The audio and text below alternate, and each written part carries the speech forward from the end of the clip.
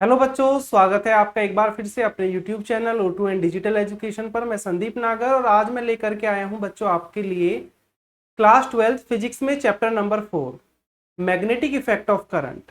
हमारे चैप्टर का नाम क्या है?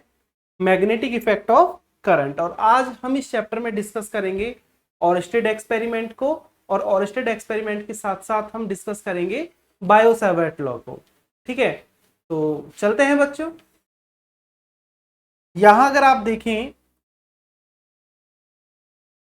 फर्स्टली अगर यहां सबसे पहले आप ये देखते हैं मैग्नेटिक इफेक्ट ऑफ करंट, यानी कि 10th क्लास में बच्चों आपने ये पढ़ा होगा। फिजिक्स का जो लास्ट चैप्टर था 10th क्लास में, वहां हमने एक छोटा सा ये टॉपिक आता है मैग्नेटिक इफेक्ट ऑफ करंट का, तो वहां आपको इसकी बेसिक नॉलेज तो वहां पता होगा। तो यहां हम स्टार्ट करते हैं सबसे पहले मैग्नेटिक फील्ड। मैग्नेटिक फील्ड क्या है अगर हम देखें तो, जैसा कि फर्स्ट चैप्टर में आपने इलेक्ट्रिक फील्ड पढ़ा है, अगर हम इलेक्ट्रिक फील्ड से इस मैग्नेटिक फील्ड को कोरिलेट करके चलते हैं तो इलेक्ट्रिक फील्ड में आपने पढ़ा था कि अगर एक सोर्स चार्ज हमारे पास है तो उस सोर्स चार्ज के अराउंड में एक ऐसा रीजन क्रिएट हो रहा था जिसमें एक अनदर चार्ज लाने पर वो अट्रैक्शन या रिपल्सन फोर्स को एक्सपीरियंस कर रहा था। सेम ऐसा ही यहां पर है।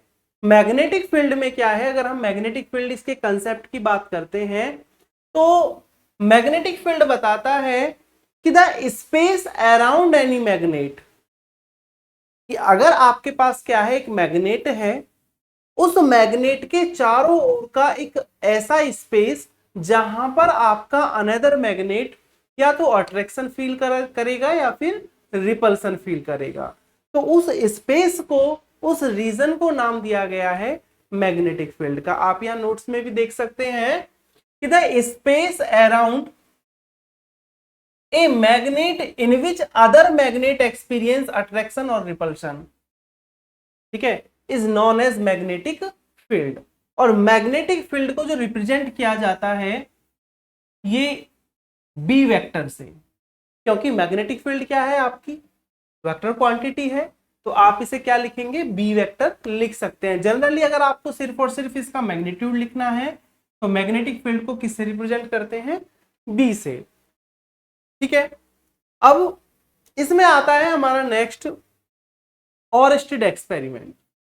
ऑरस्टेड एक्सपेरिमेंट क्या है? ऑरस्टेड ने बताया था कि अगर आपके पास कोई इलेक्ट्रिक सर्किट है और उस इलेक्ट्रिक सर्किट में जब करंट फ्लो होता है तो उस सर्किट के चारों तरफ एक मैग्नेटिक फील्ड अराइज हो जाता है।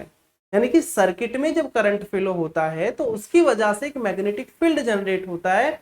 इस फिनोमिना को हमने नाम दिया है किसका, जैसे मैग्नेटिक इफेक्ट ऑफ करंट, ये फिनोमिना, लेकिन इसको जो सबसे पहले बताया था वो ऑरस्टेन ने बताया था।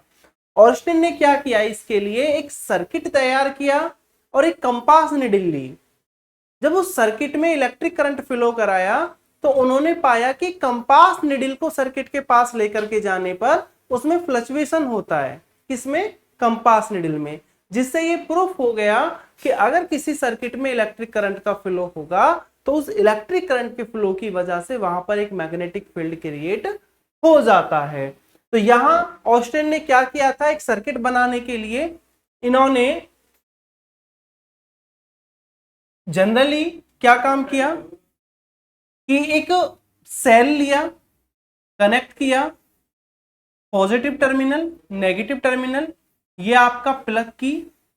इसी डायग्राम को मैं आपको यहां ड्रॉ करके बता रहा हूं, अगर ये आपको थोड़ा यहां क्लियर नजर नहीं आ रहा होगा, ठीक है। और ये आपका वायर, और यहां पे रखी वो निडल, ठीक है, यहां पे वो निडल रखी इन्होंने, ये चीज। अब इलेक्ट्रिक करंट की डायरेक्शन क्या होगी, पॉजिटिव टू नेगेटिव। तो यहां पे ऑरस्टेन ने क्या किया, सबसे पहले जब इस सर्किट में कोई करंट फ्लो नहीं हो रही है तो उन्होंने देखा कि कंपास निडल में कोई भी डिफ्लेक्शन नहीं था। फिर जब इलेक्ट्रिक करंट का फ्लो कराया गया, अगर हम ये देखें कि वायर में ए से बी की ओर, अगर आप ये नाम दे दें इनको ए टू बी, ठीक है, तो उन्होंने देखा कि निडल में क्या हुआ, डिफ्लेक्शन हुआ एक डायरेक्शन में, एक तरफ, ठीक।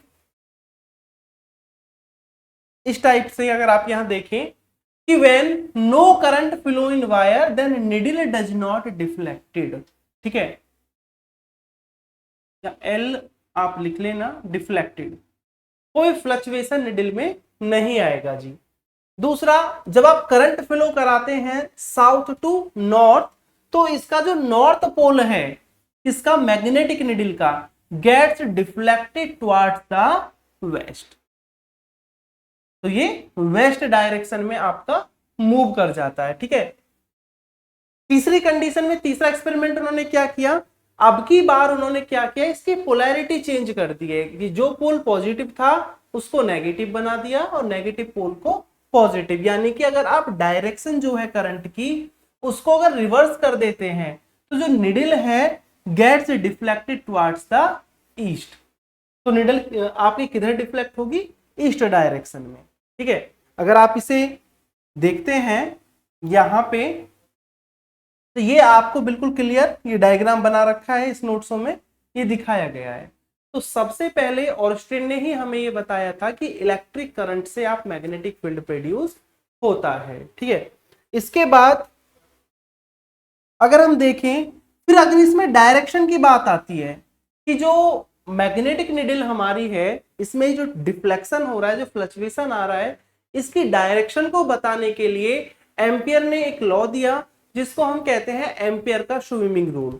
तो यहाँ पे क्या है, एम्पियर स्विमिंग रूल क्या कहता है, इस रूल के अकॉर्डिंग क्या है, आपको डायरेक्शन आप पता कर सकते हैं deflection of the magnetic needle की। ऑर्स्टेड एक्सपेरिमेंट में ये जो मैग्नेटिक निडल डिफ्लेक्ट हो रही है, अगर इसकी डायरेक्शन हमको फाइंड आउट करना है तो उसके लिए एम्पियर ने एक स्विमिंग रूल दिया, और अकॉर्डिंग टू दिस रूल, इस रूल में इन्होंने क्या बताया कि अगर हम इमेजिन करते हैं कि कोई मैन स्विमिंग कर रहा है, आप ऐसे समझ लें इसको कि अगर हमने ये इमेजिन किया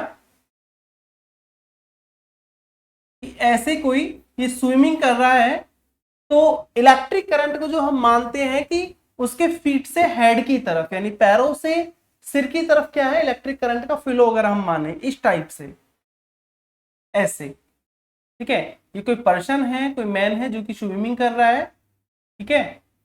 तो ये पैरों से इलेक्ट्रिक करंट उसकी सर की तरफ क्या कर रही है, यानी फीट से हेड की तरफ आपका करंट की डायरेक्शन है। तो जैसे if imagine a man swimming along the wire in direction of the flow of the current, ठीक है, इन वायर, तो wire in the direction of the flow of the current with his face always turns toward the magnetic needle, so then the north pole of the needle will get deflected towards his left hand। यानी कि अगर आप ये देखें कि आप imagine करके चल रहे हैं कि कोई मैन स्विमिंग कर रहा है और आप ये मान के चल रहे हैं कि करंट उसके फीट से हेड की तरफ मूव कर रहा है, तो उस पर्सन का, उस मैन का जो लेफ्ट हैंड होगा वो नॉर्थ पोल के डिफ्लेक्शन को शो करेगा, ठीक है। इसके बाद आता है आपका Biot Savart law. Biot Savart law क्या है, अगर जनरली आप इसे सबसे पहले ये देखते हैं, यहां हमें पता चला ऑर्स्टेड एक्सपेरिमेंट में क्या था कि भाई ऑर्स्टेड एक्सपेरिमेंट ने हमें बताया मैग्नेटिक इफेक्ट इलेक्ट्रिक करंट का, कि किसी सर्किट में जब इलेक्ट्रिक करंट फ्लो होता है तो वहां एक मैग्नेटिक फील्ड प्रोड्यूस होता है। अब उसकी डिफ्लेक्शन की डायरेक्शन को बताने के लिए एम्पियर ने एक रूल दिया। अब अगर हम ये देखें कि किसी वायर से एक पर्टिकुलर डिस्टेंस पर कितना मैग्नेटिक फील्ड प्रोड्यूस होगा, तो उसके लिए बायो और सेवर्ट ने एक लॉ दिया था, बायो सेवर्ट लॉ। ये बायो सेवर्ट लॉ क्या है जी, इन्होंने यहाँ पे ये मान करके चले बायो सेवर्ट लॉ के अकॉर्डिंग कि अगर हमारे पास एक इनफाइनाइट लेंथ का क्या है कोई कंडक्टर है जिसमें आपकी करंट आई फ्लो हो रही है जी, ठीक है। अगर हम इसका एक स्मॉल एलिमेंट लेकर के चलें, एक स्मॉल लेंथ यहां वायर से लेके चलें dl, तो इस dl से r डिस्टेंस पर और थीटा एंगल पर एक पॉइंट है P, और हमें इस पॉइंट P पर मैग्नेटिक फील्ड निकालना है। तो अकॉर्डिंग टू बायो-सावर्ट लॉ कि इस स्मॉल एलिमेंट की वजह से पॉइंट पी पर जो मैग्नेटिक फील्ड होगा, जिसको अगर हम क्या लें, डीबी लें, तो एक तो ये आपका जो डीबी है वो डायरेक्टली प्रोपोर्शनल होगा किसके, इस वायर में या कंडक्टर में फ्लो होने वाली करंट की, यानी यहां पे जो भी करंट ये फ्लो हो रहा है जी, ये G DB is directly proportional to I. दूसरा क्या होगा कि जो स्मॉल एलिमेंट जो आपने लेंथ ली है स्मॉल डी एल, एक इसके डायरेक्टली प्रोपोर्शनल होगा, ठीक है। नेक्स्ट जो एंगल है, जो एंगल हम यहां थीटा लेकर के चल रहे हैं, एक इस एंगल के साइन के, ठीक है, यहां अगर आप देखें तो यह है साइन थीटा, तो dB directly proportional to sine theta. और एक आपका फोर्थ कंडीशन में कि ये इनवर्सली प्रोपोर्शनल होगा स्क्वायर ऑफ डिस्टेंस, वायर से पॉइंट के बीच की जो डिस्टेंस है उसके स्क्वायर के रेसिप्रोकल। अब अगर आप इन चारों को एक साथ कंबाइन करते हैं तो क्या आएगा, आप यहां देख भी पा रहे हैं नोट्सों में, अगर मैं यहां बताऊं आपको कि dB is directly proportional to I D L sine theta upon R square. जब ये प्रोपोर्शनल साइन हम रिमूव करते हैं तो एक प्रोपोर्शनल कांस्टेंट यहां आएगा, तो वो क्या होगा, dB is equal to mu 0 upon 4 pi और I D L sine theta upon R square. ये आ गया जी। यहाँ पे म्यू 0 अपॉन 4 पाई क्या है, आपका एक प्रोपोर्शनल कांस्टेंट है, जो आप देख सकते हैं ना, हमने के लिया है, यहाँ पे के की ही वैल्यू है क्या, म्यू 0 अपॉन 4 पाई, क्या है जी, म्यू 0 अपॉन 4 पाई। इसकी अगर हम न्यूमेरिकल वैल्यू की बात करते हैं तो म्यू 0 अपॉन 4 पाई की न्यूमेरिकल वैल्यू होती है 10 की पावर माइनस के 7 MKS। इसकी यूनिट हम किस में ले लेते हैं, MKS में, ठीक है। तो यहाँ पे जो के कांस्टेंट था, के की वैल्यू म्यू 0 अपॉन 4 पाई, ये आप ऐसे लिख सकते हैं इसको, mu 0 upon 4 pi I D L sine theta upon R square, ये चीज, ठीक है। ये वेक्टर फॉर्म में आगे इसको लिख दिया है। अगर वेक्टर फॉर्म में लिखना है तो वेक्टर फॉर्म में क्या होगा, dB vector is equal to mu 0 upon 4 pi I D L upon R square R cube into R vector, यहां पे ये आर वेक्टर आएगा, ठीक है।